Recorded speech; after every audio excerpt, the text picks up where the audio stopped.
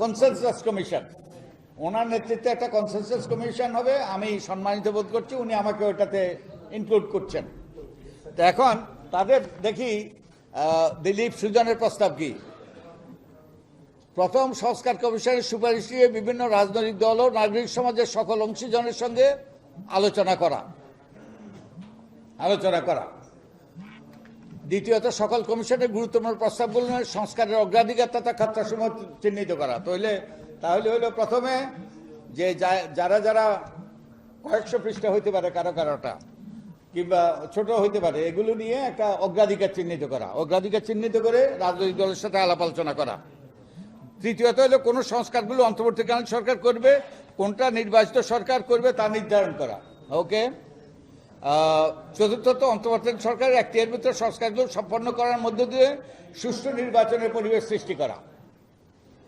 পঞ্চমত, নির্বাচিত সরকার কর্তৃক যে সকল সংস্কার করা হবে সেই বিষয়ে রাজনৈতিক দলগুলোর মধ্যে একটি জাতীয় সনদ, আমরা সুজনের পক্ষ থেকে বহুদিন থেকে জাতীয় সনদের কথা বলে আসছি, বা সমঝোতা স্মারক স্বাক্ষর করা, যাতে যেসব দল সরকার গঠন করবে তারা যেন সংস্কারের উদ্যোগ গ্রহণ করতে এবং বিরোধী দলগুলো যেন তাতে সমর্থন দিতে বাধ্য হয়।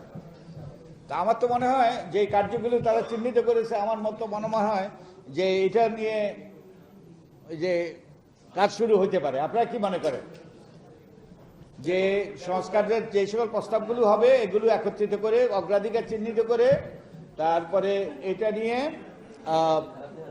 রাজনৈতিক দলের সাথে আলাপ আলোচনা করা? তো একটা জিনিস বোধহয় বাদ গিয়েছে, যে আমার মনে হয় যে এই সংস্কারের দাবিটা, আচ্ছা কারা কারা সংস্কারের দাবি করেন, কারা কারা মনে করেন সংস্কার হওয়া দরকার, দেখি হাত তুলুন দেখি, কারা কারা মনে করেন সংস্কার হওয়া দরকার? ওকে, ভেরি গুড। হ্যাঁ, আচ্ছা ও যে জিনিসটা কনক্লুশনে আছে যে এটার জন্য যেটা আমি মনে করি গুরুত্বপূর্ণ সেটা হলো জনমত সৃষ্টি করা। ওকে, জনমত সৃষ্টি করার জন্য মানুষকে সচেতন করা, মানুষকে মুখে মুখে এই দাবি তোলা। কারণ আমরা ভুলে গিয়েছি, আমরা ভুলে গিয়েছি কে জন্য এই আত্মত্যাগের আমি যেটা দেখি মোটা দাগে দুটো, এই এতগুলো প্রাণহানি এবং এতগুলো ব্যক্তি আহত হওয়া, তার পেছনে আমার দৃষ্টিতে দুটো কারণ ছিল। একটা হলো যে যারা এইসব অপরাধ করেছে তাদের দৃষ্টান্তমূলক শাস্তি দেওয়া, যে যারা মানবতা বিরোধী অপরাধ করেছে, যারা যে অর্থনৈতিক অপরাধ করেছে, অর্থনৈতিক বিষয়ে অপরাধ করেছে, এবং যারা অন্যান্য ফৌজদারি অপরাধ করেছে, তাদের সকলের বিচারের আওতায় আনা, তাদেরকে ন্যায় বিচারের মাধ্যমে সর্বোচ্চ শাস্তি প্রদান করা। আমি যেটা শুনেছি, ওকে, উই ওয়ান্ট জাস্টিস। এবং আরেকটা দাবি ছিল যে আমি যেটা শুনেছি যে আবার যেন স্বৈরাচার আবার ফিরে না আসে, নেভার এভার এগেইন। আর কোনোদিন নয় যে স্বৈরাচার যে এবং এই যে কর্তৃত্ববাদী প্রথা, কর্তৃত্ববাদী ব্যবস্থা, ফ্যাসিবাদ যেটাই বলতে চাই, আর যেন ফিরে না আসে। তো তার জন্যই কিন্তু কি দরকার, তার জন্যই সংস্কার দরকার। তো আমরা হয়তো কেউ কেউ ভুলে গিয়েছি, এবং কেউ কেউ বলার চেষ্টা করছে যে সংস্কার হয়তো পরে হইলেও হবে। হ্যাঁ, পরে কিছু কিছু সংস্কার করতে হবে, কিন্তু আমাদের ভুলে গেলে চলবে না।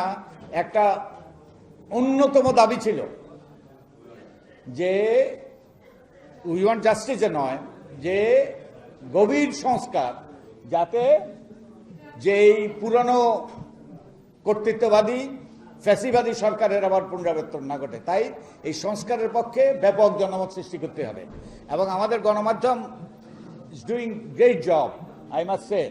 আমাদের গণমাধ্যম একটু মাঝে মাঝে হেডলাইন হয়ে যায়, একটু বেসামাল হেডলাইন হয়ে যায়। ওকে, ওটা অনাকাঙ্ক্ষিত এবং কিছু, ওকে, ঠিক আছে। এবং আমাদের দায়িত্বশীল হতে হবে, আমাদের সকলকে দায়িত্বশীল হতে হবে, বুঝে শুনে করতে হবে। ওকে, দায়িত্বশীল হতে হবে। তো আমাদের এই জনসচেতনতা সৃষ্টি করতে হবে একদিকে, এই যে গণমাধ্যমে জনসচেতনতা সৃষ্টি করছে, এবং আমরা সারা দেশে এই জনসচেতনতা সৃষ্টি করতে হবে। তো আমাদের এই যে এই সব বাহিনী এখন মানুষের মধ্যে এই এই সংস্কারের দাবিতে তাদেরকে মানুষকে সোচ্চার করতে হবে এবং সংস্কার এই যে সংস্কার ধারণাগুলো আরো সুস্পষ্ট করতে হবে। এই যে আমরা যে আলোচনা করলাম নারীর প্রতিনিধিত্ব কিভাবে হবে, এটা মানুষের কাছে পরিষ্কার করতে হবে। নিজেরা প্রথম পরিষ্কার হতে হবে, তারপরে অন্যের কাছে পরিষ্কার করতে হবে। আর আরেকটা দাবি ছিল বৈষম্যের অবসান। আমাদের বৈষম্য দিন দিন আকাশচুম্বী হচ্ছে, অর্থনৈতিক বৈষম্য তো বেসামাল পর্যায়ে পৌঁছেছে। এই বৈষম্যের অবসান, তো আমাদের যেই কথাটা আমি আবারও স্মরণ করিয়ে দিতে চাই, আমাদের বিচার হইতে হবে, ন্যায় বিচার হইতে হবে এবং যত দ্রুত করা সম্ভব এটা করা দরকার এবং একই সাথে সংস্কারগুলো করতে হবে, পাশাপাশি বৈষম্যের অবসান ঘটাতে হবে। তা আমি আশাবাদী। গতকালকে আমরা চট্টগ্রাম ছিলাম এবং চট্টগ্রামে আমরা অংশীজনের সাথে আলাপ করেছি। সমাজের বিভিন্ন স্তরের অনেক সাংবাদিক ছিলেন, অনেক সরকারি কর্মকর্তা ছিলেন, অনেক অনেক যে আইনশৃঙ্খলা বাহিনীর সদস্য ছিলেন, সর্বোচ্চ ওই যে ওখানকার পদধারীরা ছিলেন, তারপরে এবং নাগরিক সমাজের প্রতিনিধিরা ছিলেন, পর্যবেক্ষকরা ছিলেন, নারী ছিলেন, পুরুষ ছিলেন, সমাজের সকল স্তরের। যেটা তাদের কাছ থেকে শুনে আমি আশ্বস্ত হয়েছি। অনেক কর্মকর্তা বলেছেন যে তারা ব্যবহৃত হয়েছে, তারা কতগুলো কাজ করতে বাধ্য হয়েছে, কিন্তু তারা সুস্পষ্টভাবে বলেছেন আমাকে যে তারা আর ব্যবহৃত হতে চান না। তারা তাদের বিবেক বুদ্ধি খরচ করে তারা সুষ্ঠু নির্বাচনের পথে তারা সঠিক সিদ্ধান্ত নিতে চান। তো এই সরকারি কর্মকর্তাদের কাছ থেকে, আইনশৃঙ্খলা রক্ষাকারী বাহিনীর কাছ থেকে সেই রকম আমি তাদের মতামত শুনেছি। এবং একই সাথে যেখানেই যায় মানুষ থামিয়ে দুটো কথা শোনাতে চায় যে এই পরিবর্তন আনতে হবে, এই সংস্কারগুলো করা দরকার। তারপরে এই যে দ্বিকক্ষ বিশিষ্ট সরকার, তারপরে টার্ম লিমিট, তারপরে এইরকম অনেক এই যে কথাগুলো আমি আপনাদের মতামত নিলাম, যেমন কোনটা আগে, সংসদ নির্বাচন আগে নাকি স্থানীয় নির্বাচন আগে, এই রকম।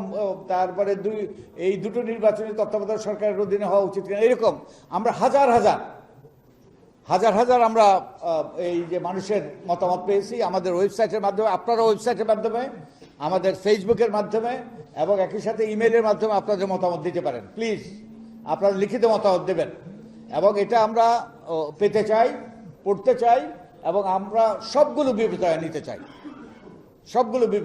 চাই। তো আমি মনে করি আমাদের এই যে এই পেপারে যেগুলো চিহ্নিত হয়েছে এগুলো গুরুত্বপূর্ণ, আমাদের করণীয়। এবং আমি মনে করি সবচেয়ে গুরুত্বপূর্ণ করণীয়, আমরা নাগরিক সমাজের প্রতিনিধি হিসাবে, আমরা নাগরিক মানে কি, একটা রাষ্ট্রে নাগরিকের চেয়ে গুরুত্বপূর্ণ পদ নেই। No office in a republic is more important than that of a citizen. নাগরিকের চেয়ে কোনো গুরুত্বপূর্ণ পদ নাই। যেই রাষ্ট্রে নাগরিকরা সোচ্চার, সক্রিয়, প্রতিবাদী, তারা সেই অতন্য প্রহরীর ভূমিকা পালন করে, ওয়াচডগের ভূমিকা পালন করে, সেই দেশে কিন্তু সুশাসন প্রতিষ্ঠিত হয়, সেই দেশে কিন্তু গণতন্ত্র কায়েম হয়। তো আমাদেরকে আজকে সকলকে সোচ্চার হতে হবে আমাদের অবস্থান থেকে আমাদের। এবং আরেকটা কথা বলা হয় প্রায় যে no office, even freedom is not free. এই জন্য নাগরিকের অতন্ত প্রহরী ভূমিকা পালন করতে হয়। তো আমরা যদি সেই ভূমিকা পালন করি তাহলে আমরা ওই ভালো অবস্থার দিকে যাব। আমরা একটা আত্মনির্ভরশীল, আত্মমর্যাদাপূর্ণ, গণতান্ত্রিক, শান্তিপূর্ণ আমরা বাংলাদেশ সৃষ্টি করতে পারবো, যেখানে সুশাসন প্রতিষ্ঠিত হয়েছে। তো আপনাদেরকে সকলকে ধন্যবাদ।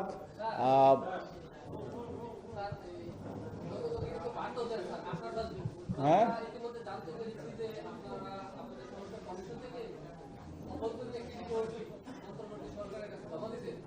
হ্যাঁ,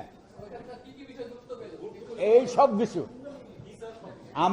আমরা যতগুলো শুনেন ও অন্তর্বর্তী রিপোর্টে আমরা যেই সব বিষয়গুলো আমরা পেয়েছি, এই যে লন্ড্রি লিস্ট বলে,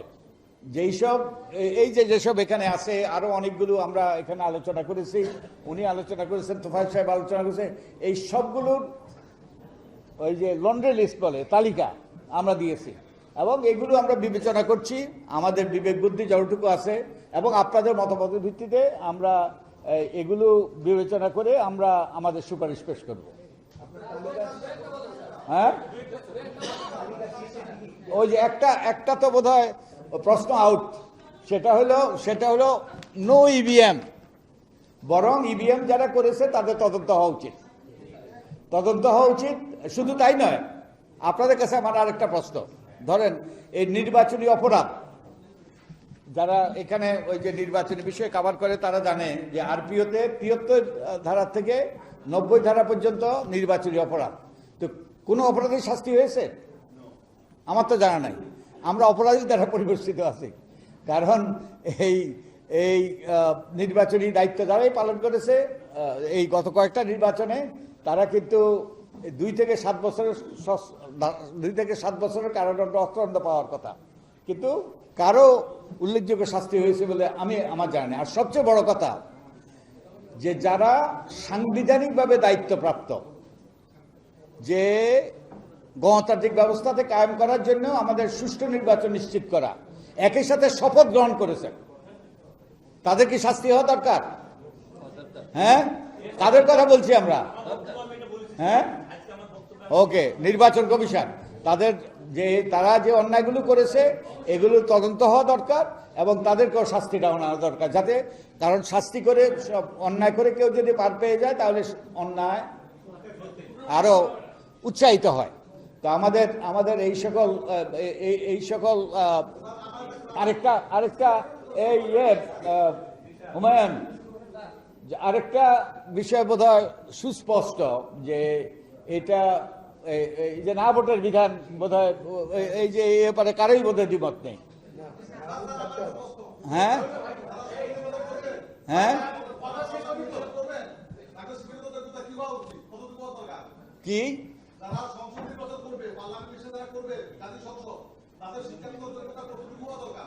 আচ্ছা, আপনার কি মনে হয়? আচ্ছা শুনুন, আপনার কি মনে হয়? আপনার প্রস্তাব কি শুনি? আপনার প্রস্তাব কি? এই শুনেন, হ্যাঁ প্লিজ। হ্যাঁ হ্যাঁ, কত? গ্রাজুয়েশন, ভালো, ওকে। আচ্ছা শুনেন, তাহলে আমাদের জাতীয় কবি নজরুল ইসলাম যদি আজকে বেঁচে থাকতেন, তো ওনাকে আমরা অযোগ্য করতাম, রবীন্দ্রনাথকে অযোগ্য করতাম। আমাদের এই যে দাবি আছে কৃষক, শ্রমিক, এদেরকে সবাইকে অযোগ্য করতাম। এটা করতে চান? ওকে ওকে, হ্যাঁ, এটার বোধহয় কোনো ওই যে কোনো রকম এটার বিরোধিতা নাই আমার মনে হয়। ওকে, হ্যাঁ, ইসি গঠনের বিষয়ে আমাদের মতামত বোধহয় আপনাদের জানা আছে। আমরা ওই যে সুজনের পক্ষ থেকে যেটা প্রস্তাব করেছি সেটা হলো আমাদের এই ভিত্তিতে, ওই যে রাজনৈতিক ঐক্যমত্যের ভিত্তিতে। আর শুনেন, আমাদের এই না ভোটের ব্যাপারে এর মধ্যেই তোফায়েল সাহেব বোধহয় ওই কুমিল্লা বলে এসছেন, অতএব এটা নতুন কিছু নয়। তো আপনাদেরকে সকলকে ধন্যবাদ। ওকে, এবং আপনাদের সহায়তার জন্য প্লিজ আপনারা যে রিপোর্ট করেন একটু চিন্তা ভাবনা করে প্লিজ।